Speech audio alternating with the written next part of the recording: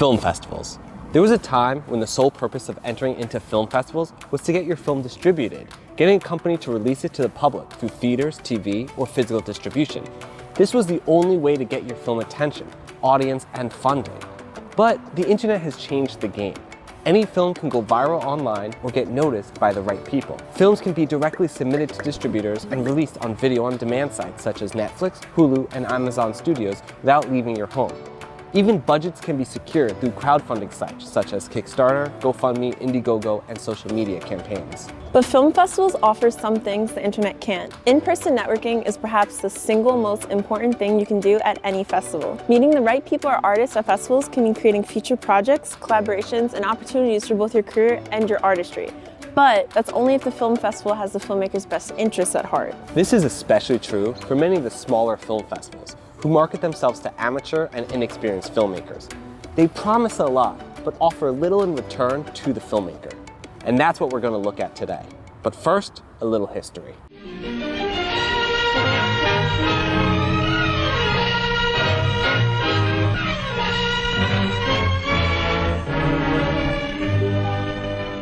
Venice held the first major film festival in 1932, and it wasn't even a competitive event during its first year. According to an article by Pace magazine, during the 1920s, French film societies formed in response to Hollywood's gaining momentum. These groups focus on non-commercial genres such as documentaries, impressionist film, and films produced by underdog studios.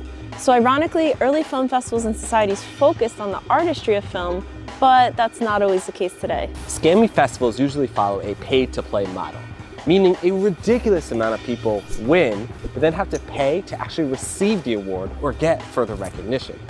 One festival we submitted to for the story, the Festival for Comedy, which on their website claims they are the #1 comedy festival and contest in the world today, awarded approximately 294 films the title of Best of 2017 Screenplay. Then, these 294 films can pay another fee to have their script performed at the festival. Seems easy enough to understand, once it's explained. But we couldn't find any footage of these readings happening at a festival. Instead, we found only random table reads with actors. That was fair. Skits. He smiles as he realizes who the umpire is. Another festival we researched, the 12 Months Film Festival, awards up to 40 awards every month. And while that one's free to enter, if you win, you can select and even pre-purchase when you're submitting, before you even win anything, an optional diploma and trophy add-on. That same festival even had a gift section of their website, selling awards, t-shirts, or personalized Mark Twain or Ferragini pens.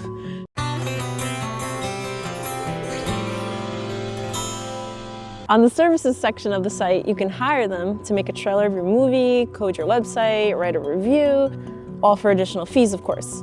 Offering paid gifts and services just confuses the goal of smaller festivals like these. Are you a creative company for hire, or are you a film festival focused on showcasing new talent? Some film festivals charge hefty submission fees and then don't even watch the entire submission, offering nothing but a mere rejection, often without a reason why. Filmmaker Chris Sachorsky wrote on No Film School about how his submitted feature film was viewed only once, and his 97-minute film was played for less than 21 minutes. Once he brought this to the attention of the festival, they refunded his money without any apology or explanation as to why his film wasn't chosen, or even fully viewed. As someone on one production blog commented, simply put, the festival submission process is the filmmaking equivalent to the lottery. Worse, actually, because at least all lottery ticket buyers are playing on the same level. Do you think every film that submits to a festival gets equal consideration?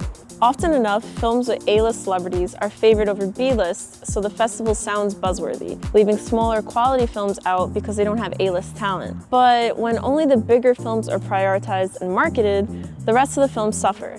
According to one article from the Museum of Moving Image, with the accessibility of online media today, the films screened at any one event are almost less significant than the institutional apparatus that promotes them and the media buzz that either enshrines or demonizes them. Often, favors in the industry are exchanged for articles posing as reviews that exist only to ego stroke or generate press buzz for the festival. That same moving image article stated, magazine festival reports, even in highbrow journals, are at least partially written as payback for either airfare, accommodations, or, in the case of snootier festivals, the mere privilege of receiving accreditation. So this brings us to the question, what can we do? Don't tell me. Show me.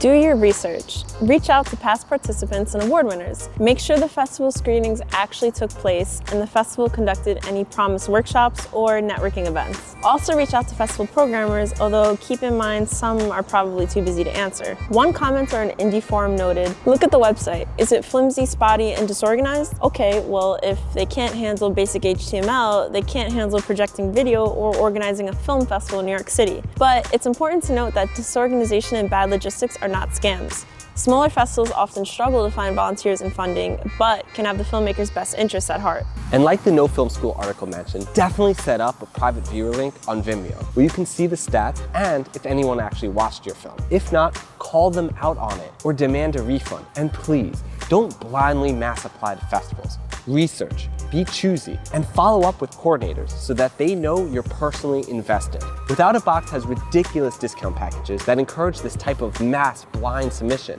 According to Without a Box's website, their Film Power Submitter discount packs will save you $25 if you plan to make about 37 submissions of your project. And Film Mega Submitter discount packs will save you $100 if you plan to make about 100 submissions of your project. Think about that for a second. 100 film festivals. You can't even fit 100 laurels on your poster. Even if you got into a large percentage of these festivals, can you actually afford to attend and participate in all of them? Not to mention that's hundreds or thousands spent on submission fees that you could have invested into your film instead. We're not bashing all film festivals. We don't want to sound like bitter, rejected filmmakers either. We just want to call attention to shady and disorganized practices in film festivals today. There is always a balance between art and commercialism. On one side, you want to create art and show your unique vision, but on the other, you still need to put food on the table and satisfy your clients. When we apply this to film festivals, we need to keep in mind that film festivals should be promoters of the art. They should run workshops, facilitate networking, and present your film to the best of their abilities. Not only should they help the communities they support, they shouldn't shun the little guys for fear of losing money or publicity. And remember, the most important thing you can do at a festival is network. So bring plenty of business cards, practice your small talk, and have your future projects and concepts in mind so you can be ready to create your next great film.